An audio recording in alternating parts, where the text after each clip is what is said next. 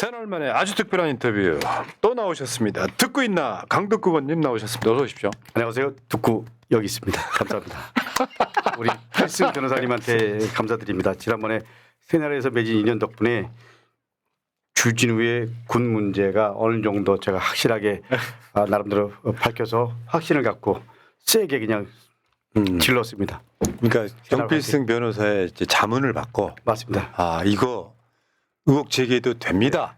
받고 맞습니다. 야 새날 아니었으면 진실은 영원히 묻혀질 뻔했습니다. 새날 화이팅! 그러니까 이게 있어요. 소위 카운트 파트너라는 게 있어. 좀 전에 우리 지은 위원장님 헤어스타일 갖고 얘기를 하시더니 전 넥타이도 하고 그리고 오늘 염색도 하고 좀 달라진 거 같잖아요. 새날 우리 시청자 여러분께 잘 보이려고 상당히 노력했습니다. 의원님 예. 죄송한데요. 예. 너무 귀여우세요. 큐트하세요. 아니 하여간 저도 지금 잘 보이려고 노력하고 있습니다. 새날 파이팅. 네. 자 여러분 있잖아요. 지금 강덕구 의원 저 김민석 총리 후보자 청문회에서 공개 이야기 일하겠다 난 저렇게 보고 차라리 그러실 거면은 청문위원 하시지 외곽에서 제 9회 청문위원이었다 저는 이렇게 보고요. 강덕구 의원님 후원 좀 부탁드리겠습니다. 농협 301-2024-2028-4 그리고 강덕구 TV 구독도 채팅창 상단에 링크 있다는 말씀 드리고요. 이제 얘기를 해보면 지금 사실은 아까 카운트 파트너 이야기한 것처럼 주진우는 김민석 총리 후보자랑 뭔가 대거리 하고 싶었던 거죠. 근데 사실 그거를 국회의원들이 안 도와주면 있잖아요. 주진우 대 김민석이 돼버리거든요. 맞아요. 네. 근데 이거를 재선이신 우리 강덕구 의원이 이제 일개초선 주진우랑 서로 그러니까 뭐랄까 대거리하는 상대가 됨으로써 김민석 총리를 지켰다. 난 이렇게 보는 거예요. 그거 당연하죠. 제가 대거리 하는 것도 사실은 약간 이거 좀 쑥스럽고 그런데 어떻게 주진우 의원을 김민석의 카운터로 이렇게 인정을 할 수 있겠습니까? 우리 새날 시청자 여러분 인정 못하는 거잖아요. 못하죠. 그래서 강덕구가 대신 여러분 이래도 후원 안 하세요? 왜냐하면 김민석 총리 후보자 임명되는 게 이재명 정부에는 굉장히 중요해요. 지금 어떤 상황에서도 김민석 총리 후보자는 지켜야 돼요.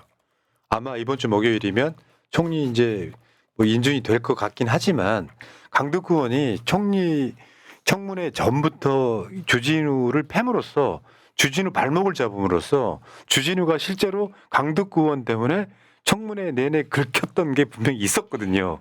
지금 이 자리에는 없지만 강덕구 의원 때문에 주진우가 엄청나게 스트레스를 받으면서 자책골을 많이 넣었다. 이건 다 강덕구 의원 때문인 거지. 덕이지 덕. 사실은 긁힌 게 아니고요. 주진우의 모든 게 하나하나씩 드러나기 시작한 거죠. 아직까지 많이 남았다고 생각합니다. 저는 사실은 주진우 의원뿐만 아니고 국힘의 청문위원들 포함해서 국힘위원들 지금 소위 뭐 철야 농성하고 있다는 나경원 의원까지 포함해서 이분들의 아버지 할아버지들의 삶의 궤적을 추적해 보면 주진우 의원과 별반 다를 바 없다. 어떻게 보면 한국 현대사의 오욕의 역사가 주진우 의원의 가족사를 통해서 그대로 여실히 드러나고 있다. 그런데도 한마디도 공식적인 사과가 없다. 이런 아이러니.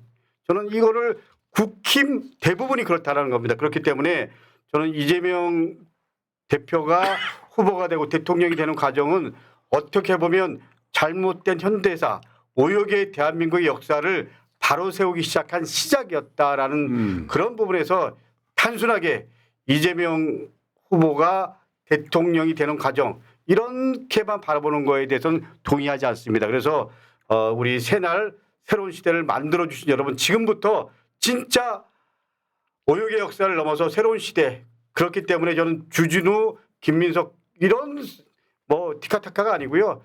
오도든 역사의 한편에서 기득권을 누리는 세력대 그야말로 대한민국의 민주화 그리고 독재와 싸운 상징적 김민석 이런 전선이라는 입장에서 보면 국민 여러분들 다 같이 김민석을 지켜주시고요. 그리고 이재명 대통령과 함께 해 주시리라 믿고요. 그렇게 해왔지만 이 과정을 통해서 우리는 진짜 대한민국 네. 새롭게 만들어 가야 됩니다. 이게 새날 푸나님의 철학입니다.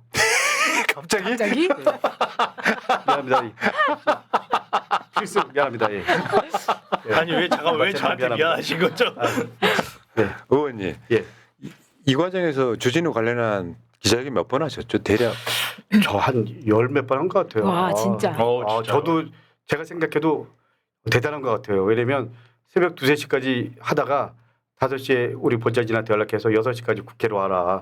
이거 다시 한번 봐야 된다. 이런 식으로 해갖고 거의 뭐 날밤을 새갖고요. 지금 한 5kg 정도 빠졌는데 이거를 우리 당 지도부에서 알아갖고 감사패 내지는 좀 점점 재밌어지세요. 미치겠다. 예, 근데 전혀 말도 없어.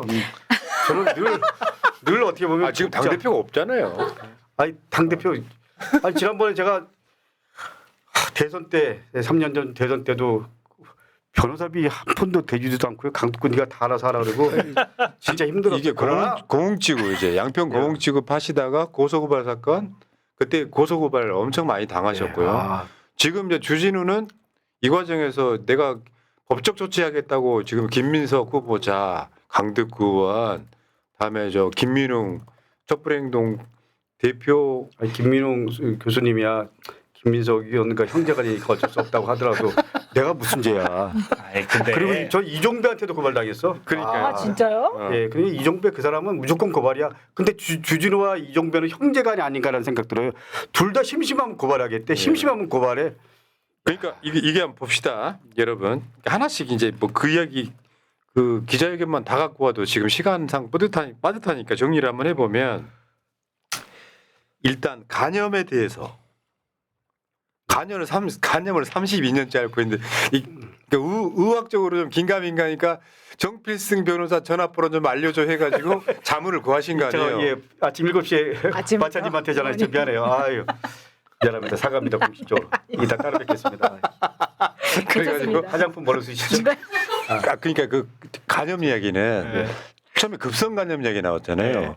급성 간염이 의학적으로 만성 간염이 될 수 있잖아. 있죠 당연히. 당연히 될 수 있는데 이 과정에 허점들을 몇 개 놓치시는 너무너무 많았죠 허점들이. 아니 자기는 고1 때 발병을 했대. 그래갖고 32년째 치료를 받고 있대. 근데 첫 번째 현역이 됐어. 아니 생각해 보십시오. 역시 뭐 앞에 지금 뭐 주름 잡는 죄송합니다. 예. 아니 그러면 당연히 예를 들면 첫 번째 신체 검사할 때 현역이 나와야 되는 거 아닌가요? 그렇죠. 근데 첫 번째 신체 검사할 때 5급. 면제가 나야 되는데 예를 들면 현역이 나왔잖아요. 네. 이거부터 모순의 시작이에요.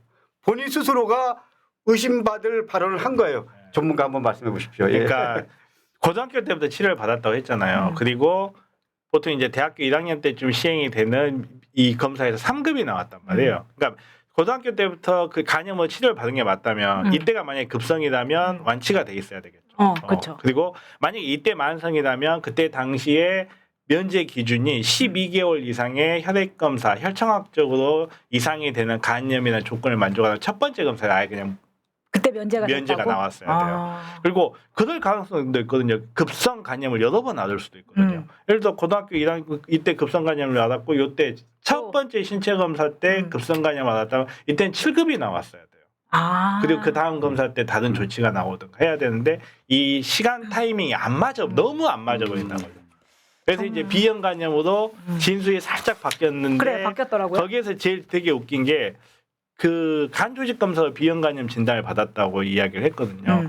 사실 누가 비형 간염 진단하는데 간 조직 조직까지 검사합니까? 할 수 있냐? 근데 이제 간 조직 검사를 받아서 간에 이상 소견이 있으면 면제가 되는 건 맞는데 일반적으로 생각했을 때 뭐 다른 예가 있을 수 있는데 일반적 의학적 상식으로 생각했을 때 간염이 무슨 종류의 간염인지를 확인하기 위해서 간 조직 검사를 했던 것도 말이 안 되고 간 조직 검사가 필요할 정도 중증 간염이었다면 지금 저게 멀쩡하게 쉽지 그러면 않다. 검사도 못 되는 거잖아요.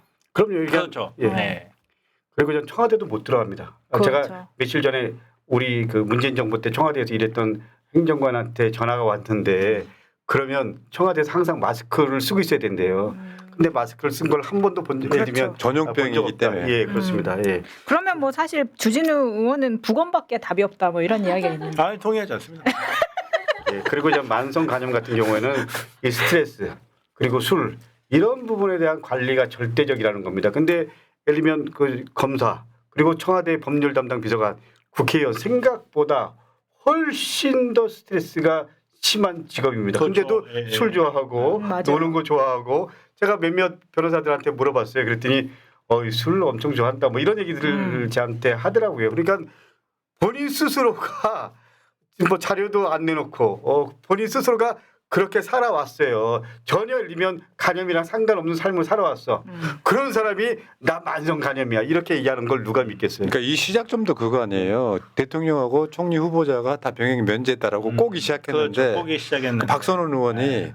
누구는 급성 간염으로 면제된 사람들로 있고 이 이야기에 자기가 긁혀가지고 그때부터 폭주하기 시작했는데 알고 봤더니 이 주진우는 제가 지난주 방송에서 무슨 말씀을 드렸냐면 서류상으로는 뭔가 갖춰져 있겠지. 그렇겠죠. 예. 문제는 이 서류상의 병역 면제를 만들기 위해서 어떤 꼼수가 동원된다는 질문인데 나는 정당하게 병역 면제된 거야라고 주장을 하면서 얘들 멘탈이 이런 거잖아요. 내가 번 돈은 정당하고 김민석이 거짓말로 5년 동안 장롱에다가 뭐 5년 동안 받았다는 경조사비 뭐 출판 기념회 자료들 다 한꺼번에 마치 받은 것처럼 그거 6억짜리를 장롱에 넣어놨다고 거짓말하고 그러니까 온갖 꼼수와 편법으로 부자가 되거나 병역 면제 된 자가 진짜 그런 그렇죠. 예. 관련도 없는 이야기를 계속 해대는 거에 대한 분개하신 거잖아요. 아니 그리고 김민석 의원도 군 면제는 받았죠. 근데 아니 훨씬 더 잘 아시겠지만 미 문화원 사건으로 그리고 민주화 운동으로 거의 3년 동안 교도소 독방에 있었거든요. 예. 그 민주화 운동을 한 김민석과 주진우랑 비교를 한다라는 건 열받습니다. 비교하는 것 자체가 네. 맞습니다. 이렇게 했잖아요. 네. 국가의 폭력으로 민주화 운동한 사람을 감옥에 보내가지고 법에 군대를 못 가게 돼 있어. 이 사상이 전염될까봐 그런 거야. 그렇게 만든 거야. 맞아요. 그런 상황에서 가고 싶어도 못 가는 사람을 저런 식으로 꼼수 있는 거 대표적인 게 윤석열 아닙니까? 필요할 때만 시력이 나빠지는 부동시 부동시 그렇죠. 그런 짓 했던 거고 여기다가 이제 뭐 약간 거까지이긴 했지만 주진우 아버지 주대기영 검사가 무슨 뭐 그 사건 있잖아요. 예. 민기업 사건 간첩으로 사건. 예. 간첩으로 만든 사건 그것도 마찬가지고 이제 수사 과정에서 고문 이야기하면 거기는 경찰부터 시작되는 모든 과정을 이야기하는 거거든요. 우리 아버지가 고문했다고 이렇게 맞받아치는 스타일이 있잖아요. 그러니까 그 80년대 전두환 정권 때 공안 검사였습니다. 그러니까 그 지금 윤석열 정권에서는 특수부 검사가 힘을 갖고 있었지만 80년대는 소위 공안통이었거든요. 예. 근데 그 공안통 검사가 민교육 교사들 상대로 해서 너 고문받은 거 불면 더 세게 형을 넣을 거야. 이런 식으로 협박하고 그리고 압력 놓고 이렇게 한 아버지를 자랑스럽게 생각하는 주진우 변호사의 모습에서 의사 그 어떻게 판단을 내릴지 모르겠지만 그야말로 국회의원의 탈을 쓴 정치 검사고요. 그리고 청문위원의 탈을 쓴 공안검사 아들의 모습이었다라는 느낌이 뭐 저는 들 수밖에 없었습니다. 저는 그러니까 이런 거 있죠. 그 주진우가 법적 조치 막 운운하고 이럴 때 보통 사람들 같으면 입을 닫아요. 왜냐면 귀찮거든. 쫄았다기보다는 강덕구는 그 다음날 더 세게 기자회견하면서 지금 공식적으로 고발장 왔나요? 뭐 저는 고발 당한 걸로 알고 있습니다. 아, 근데 고발장이 와서 이제 사실은 고발하기 쉽지 않은 게 자기도 예를 들면 뭐 증인 신청을 당한다거나 온갖 쉽지 걸로 않죠. 귀찮긴 한데 요거는 제가 봤을 땐 그래요. 알량하게 나 병역 면제 받은 거 확실한 법적인 서류 있다 이런 걸로 디밀고 싶고 하는 것 같아요. 네. 근데 우리가 청문회 때 그 사람들이 제기하는 건 법적인 문제를 떠나가지고 의혹을 제기하는 거잖아요. 네. 국회의원도 할 수 있는 거고. 그 강덕구 의원이 원래 훌륭한 분이셨지만 이거 최근에 보면서 이분 스타일이 직진이구나. 그러니까 중간에 간염에 대해서 내가 잘 모를 수 있잖아. 그러니까 정변한테 전화하시는 거야. 아니 제가 이제 팩트를 갖고 찾아야 되니까 근데 사실은 싸움의 시작은 주진우 의원이었습니다. 저한테 이런 말씀드리면 좀 뭐하지만 김민석 의원 아들 그 관련해서 제가 예를 들면 법안 김민석 의원이 저한테 오달 줘서 뭐 이렇게 한 건데 사실은 했다. 사실을 뭐 있는 그대로 100% 말씀드리면 김민석 의원 아들이 속한 동아리 모임에서 동아리에서 저희 의원실에 면담 요청을 했고요. 그 동아리 회원 중에 한 명이 김민석 의원 아들이었다라는 것입니다. 근데 아니 친구 아들이 있으니까 더 반갑죠. 그래서 이 자리를 만들어서 이 친구들이 그 당시에 김건희 논문 표절이 이슈였습니다. 그러면서 이 논문 표절을 어떻게 하면 없앨 거냐. 이걸 좀 강력하게 했으면 좋겠다. 그래서 동아리에서 이런 법을 좀 만들어줬으면 좋겠다. 이 말 들어보니까 얼마나 예쁘고 그리고 그 당시에 이슈랑 맞아 떨어져요. 그래서 제가 그 당시 처음에는 김민석 의원이 몰랐습니다. 제가 법안 할 때 공동 발의를 받으러 다닙니다. 우리 의원실에서 받으러 다니기 전에 김민석 의원한테 우리 김민석 의원 아들 누가 이런 그 동아리에서 법안을 좀 준비해 줬으면 하는 바람 이런 생각하는데 너무 예뻐서 우리가 지금 상황과 적절하게 맞아서 준비를 했으니까 공동 발의 좀 해달라 이랬던 겁니다.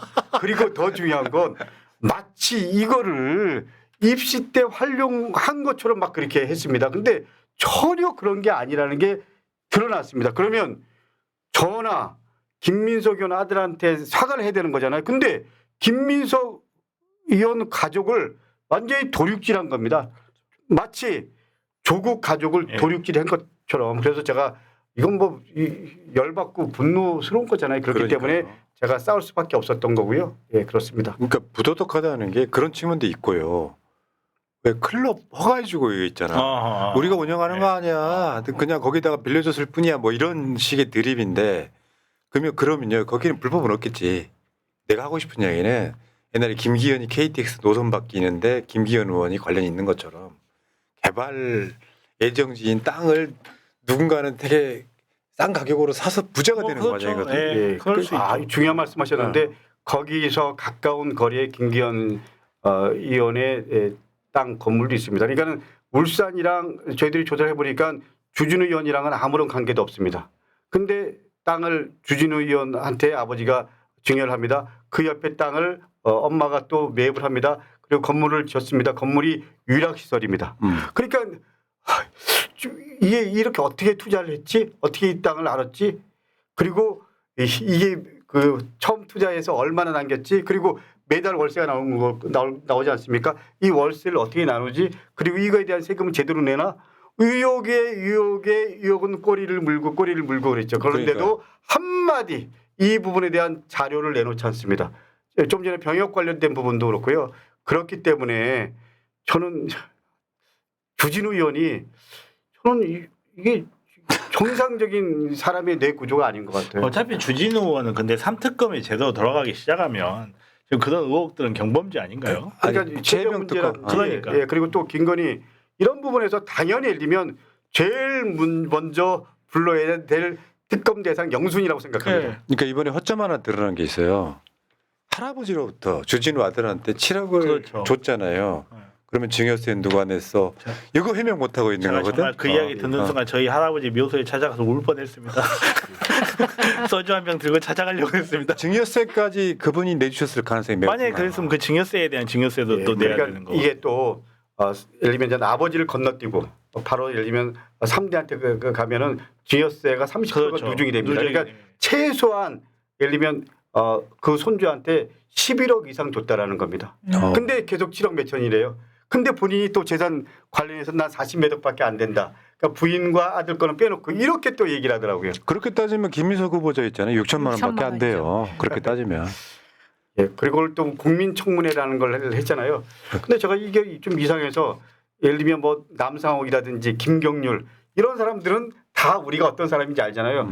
근데 거기 농민 대표가 한 분 있어서 제가 평창 전 군수한테 한번 전화를 해봤죠. 그랬더니 오늘 행사가 김민석 의원과 관련돼 있는 행사인지 모르고 왔다라는 거예요. 아 배추 쌓아놓고. 예, 배추 싸놓고 퍼포먼스를 했잖아요. 네. 그래서 제가 이따 저녁에 다시 한번 그 군수님이랑 통화를 하고 그리고 한번 그 당사자를 만나보려고 하는데 그러니까 이게 국민의힘의 그야말로 모습이에요, 모습. 국민을 속이고 어떻게 보면 집단 사기를 계속 치고 있는 거예요. 네. 아니 할 줄 아는 게 그것밖에 없잖아요. 그러니까 저게 뭐예요? 적어봐. 예. 아무런 메시지. 근데 저 당사자가 예를 들면 이런 자리인지 몰랐다라는 거예요. 제가 당사자한테 저기 나와 있는 분이 예, 농민 대표라는 분이 저런 자리인지 모르고 예를 들면 농민의 입장을 얘기하는 줄 알고 왔다라는 거예요. 근데 와 보니까 저렇다라는 그럼 거예요. 제가 사실상 속인 거. 저분한테 직접 완전- 들은 게 아니고 전 평창 군수가 이분을 잘 안다고 해서 여기 오기 전에 그래도 뭐라도 하나 와야지 새날에서 또 다음에 저 부를 거 아닙니까? 그래서 뭔가 한번 좀 하려고. 아 지금 최근에 활약하신 것 때문에 우리 까방권이 한 200장 쌓이셨고요. 맞아요. 네. 그리고 방송 출연 요구할 수 있는 권리를 100장 이상 받으셨기 때문에 감사합니다. 언제든지 하셔도 되고요. 자, 어쨌건 저는 그 강덕구원을 뵈면 뵐수록 겪어보면 겪어볼수록 정말 진국이시고요. 사람이 이렇게 살아야 돼. 네. 맞아요. 뭐 이렇게 자기 이득에 따라서 헌신자 버리듯이 뭘 하는 게 아니라 저번에 기억하시기 20대 대선 때 강덕구원은요 자리를 주든 안 주든 양평 공지구 가서 조용히 그것만 하다가 굉장히 많은 고소고발장 받으신 분이에요. 진짜 훌륭하신 분이라고 생각이 들고요. 그러니까 지금 그럴 의혹을 제기할 자격이 없는 자들이 우리는 상관없어. 우리는 뭘 해도 돼. 근데 김민석은 뭐 추징금 갚았던 거잖아요. 사실은 그 뭐 맞아요. 제가 이런 말씀 드리기는 참 마음이 아픈데 제가 그 김민석 후보가 총리 발표되기 전에 어떤 분한테 추징금 다 갚았다는 얘기를 듣고 김민석이 형 만나서 진짜 수고했다. 우리 동지들이 좀 얼마씩이라도 출판 기념회 하고 했으면 같이 함께 했어야 되는데 미안하다 이런 얘기를 했는데 김민석 의원이 그런 얘기 하더라고요. 4년 동안 그 집사람이 사모가 옷 한 벌 제대로 사입은 적이 없고 아이고. 그야말로 가장 극빈한 생활을 했다. 이런 얘기하는데 너무 마음이 아팠습니다. 제가 김민석 의원이랑 30년 동안 한 번도 곁을 떠난 적이 없었는데 김민석 의원은 늘 공익적 마인드를 갖고요. 늘 국가 문제, 시대 문제, 사람의 삶의 문제를 고민해왔던 그 모습을 알기 때문에 제가 이렇게 김민석 대변 그리고 또 김민석 객관적인 있는 그대로. 근데 그 상대방이 주진우 의원이라는 게 참 열받는 겁니다. 그러니까요. 우리나라 맨 처음에 말씀드린 대로 오욕의 가장 그 상징적 주진우 가족이 김민석 의원을 이런 식으로 매도하고 이런 식으로 가족을 도륙질하고 이거는 대한민국의 아픈 역사가 여전히 진행 중이다. 뭐 이런 느낌들이 맞습니다. 확 다가오는데 이 분노, 서글픔, 뭐 자괴감 이런 것들이 쌓이는 거죠. 잠깐만 우리 3명 말이 우리 너무 의원님한테 박수 한번 드리자. 박수 진짜. 진짜 고생하셨다. 진짜. 감사합니다. 새날 여러분들 덕분입니다. 새날 화이팅. 근데 이번에 그 김민석 총리 청문회 국면에서 예. 지금 저희도 이제 강덕구 의원님 페이스북 팔로우 해달라고 이야기를 드리는 이유가 메시지가 진짜 세고 강렬하고 핵심을 딱딱 짚어주는 메시지를 하니까 이게 강덕구 의원님에 대한 기사도 많이 나고요. 예. 지금 우리 강덕구 의원님이 되게 막 되게 조용하시고 약간 그런 이미지인 줄 알았는데 지금 사람들이 센 남자 강덕구 너무 멋있다 막 난리 난 거예요. 제가 사실 드디어 제가 봤을 때요. 네. 우리 의원님 전성기가 전성기가 오고 있어요 지금. 제가 이 페이북 개인 계정 네. 제가 만드는데 제가 쓰는데 다 쓴 다음에 우리 의원실 같이 논의하고 이러는데 하나 쓰는데 한 3-4시간 걸립니다. 네, 왜냐면 글을 팩트 쓰다라는 체크해야 게 되잖아요. 무지가 안 되거든요. 그렇죠. 근데 진실을 그리고 내 가슴 속에 나오는 이 생각을 그대로 글로 정리하는데 결론적으로 말씀드리면 제 진실이 다 담겨 있는 글입니다. 네. 그리고 적어도 그 글에 대해서는 제가 책임지겠습니다. 야. 자, 저도 그래서 강덕구 의원 페이스북을 바로 가게 해놓고 있잖아요. 네. 무슨 얘기 올라왔나. 그래서 새날 정보방으로 그걸 이제 토스하고 뭐 이런 음. 과정들이 있습니다. 자, 강덕구 의원의 리즈 시절을 보고 계십니다. 이제 재선 의원 돼가지고 사실 재선 의원이 이제 국회의원 1년밖에 안 한 친구 파트너 해주기도 사실 쉽지는 않아. 그렇죠. 에이, 그 무슨 근데 제가 그냥- 3선 4선이라도 싸웠을 겁니다. 네. 몇 선이냐가 중요한 게 아니고요. 적어도 시대적 소명, 시대적으로 해야 될 일이 있다면 그런 걸 마다하거나 그걸 피하거나 그러진 않고요. 당당하게 싸우는 것 그것이 저는 역할이라고 생각합니다. 의원님 이렇게 말씀하시면 내가 재밌자고 하는 이야기를 뭐가 됩니까? 그러니까 아니 뭐냐면 주진우 입장에서 영광이다 이 이야기 하려고 그랬거든요. 감사합니다. 자 시간 관계상 이거 하나만 짧게 짚고 넘어갈게요. 대통령이 휴일에 장관 인사를 했거든요. 거기다 민정수석 등 뭐 이제 법무부 차관까지 인사가 됐는데 여기 제일 먼저 본인의 입장 밝히신 분이 강덕구 의원이세요. 그러니까 이런 게 있어. 뭐 이러이러한 논란들이 있을 수 있고 저 사람이 민정수석 하는 게 맞아 뭐 이런 이야기가 있을 때 강덕구 의원이 적재적소 대통령의 인사 원칙 존중해야 한다라고 페이스북을 올리게 되면요. 강덕구 의원의 입장에 동조하는 분들이 많아지면서 대통령 인사를 존중하자라고 하는 여론이 생기는 거예요. 또 언제 또 저거를 하셨대 싶은 게 의원님은 왜 저렇게 이야기하신 거예요? 저는 노무현 대통령의 인사 스타일, 인사 원칙이 저러셨습니다. 사람을 보고 자리를 찾는 게 아니고요. 자리를 보고 자리에 맞는 사람.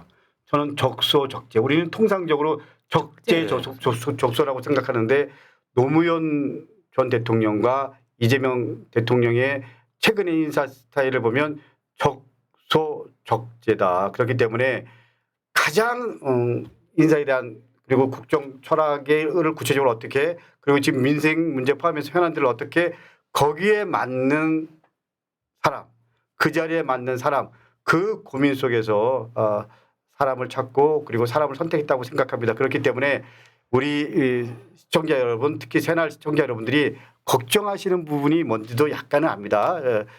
그렇지만 지켜봐 주시고요. 그리고 그 인사 원칙 속에서 큰 틀에 특히 검찰 개혁 제대로 저는 우리 대통령께서 하실 거라고 믿습니다. 새날 여러분 조금만 더 지켜봐 주시고요. 시간이 지나면 이 이재명 대통령이 이런 생각 속에서 이렇게 인사를 하셨구나라는 믿음이 생길 겁니다. 그렇기 때문에 적소적재 대통령의 인사 원칙 지켜봐 주시고요. 존중해 주시고요. 그리고 그것이 적어도 지금 상황에서 우리 대통령에게 힘을 실어주는 길이라고 강덕구는 생각합니다. 예, 그러니까 김민석 총리 후보자부터 시작해서 예를 들면 한 명이 일단 민정수석이 낙마를 했잖아요. 이게 계속 되면은 정권 초반부터 이제 골든타임 놓치면서 논란으로 휩싸이면서 개혁은 제대로 못하는 과정이기 때문에 김민석 총리 후보자에 대해서 저렇게 지금 열심히 방어를 하셨던 것처럼 지금 이런 상황인 거죠. 제가 아까 시사방송에서도 잠깐 말씀드렸습니다만 진짜 그 자리에 딱 맞는 사람 찾기는 하늘의 별 따기고 그럼요. 진짜 괜찮은 사람은 공직을 안 하려고 그러고 그중에 이렇게 해가지고 오히려 흠결이 있는 사람을 데려다 쓰면서 검찰 개혁 등에 잘 써먹는 용인수를 하겠다라는 의도로 보인다고 하면 그냥 일단은 지금은 믿고 지지해 주는 게 맞다라고 말씀하시는 것 같습니다. 새날 출연진과 새날 여러분들은 지켜보지 않습니다. 지켜줍니다. 멋있는데. 예. 감사합니다. 역시 7승 감사합니다. 자네 정치해 볼 생각 없나요? 없습니다. 자, 의원님. 예. 의원님하고 뭐 이제 점점 깊게 알아가면 알아갈수록 이게 저보다 연배는 좀 더 많으신데 아닙니다. 저 얼굴은 제가 훨씬 더 그게 아니라 예. 아니 귀엽다는 말씀은요. 제가 그 전에 한번 말씀드린 적 있죠. 사람이 귀여워 보이면 인간관계 모든 게 다 사실은 벽이 다 무너진 거라고. 아니 제가 프라님 이 언어를 통해서 제가 이해하는 폭이 깊어졌는데요. 그리고 언어를 보면 우리 프라님이 사람에 대한 애정이 어떻구나라는 걸 알거든요. 귀엽다, 듣고 강덕구 사랑한다. 참 좋은 사람이다. 이런 또 다른 표현이십니다. 화이팅. 자, 여러분 강덕구 많이 응원해 주시고요. 어쩌다 보면 시간이 막 오래 지나다 보면 진짜 찐이 누구인가를 발견할 때가 있거든요. 강덕구 모르는 사이는 아니고 자주 나오시는 분이지만 김민석 총리 후보 지키는 거 보면서 와, 저 양반이 이 정도였어 할 때 맞아요. 애정이 한 10배 정도 더 커졌다. 제가 그 말씀 제가 드리고요. 제일 좋아하는 노래가 애정이 꽃피던 시절입니다. 다음에 꼭 한번 애정이 꽃피던 시절 하겠습니다. 네. 애정이 꽃피던 시절 바로 여러분 검색 한번 해보시고요. 자, 여기까지 잠깐만요. 이정님 새날 화이팅, 강덕구 의원님 화이팅요. 소액 후원했습니다. 의원님 너무너무 귀여워요. 하트 3개. 감사합니다. 자, 그다음에 제이님, 강덕구 의원님 덕분에 저의 우울증이 나왔습니다. 다음 주에도 꼭 출연해 주시길 바라겠습니다. 김민석 후보님 꼭 지켜주십시오 하셨습니다. 감사합니다. 자, 강두권님과 인터뷰 여기서 마치고요. 세 사람 이따가 9시에 정청래 의원 정규방송이죠. 정청래 의원, 최민희 의원, 이성윤 의원과 함께 오겠습니다. 자, 강두권님 고생하셨습니다. 다음 주에 뵙겠습니다. 고맙습니다. 감사합니다. 김민석 지킵니다. 예.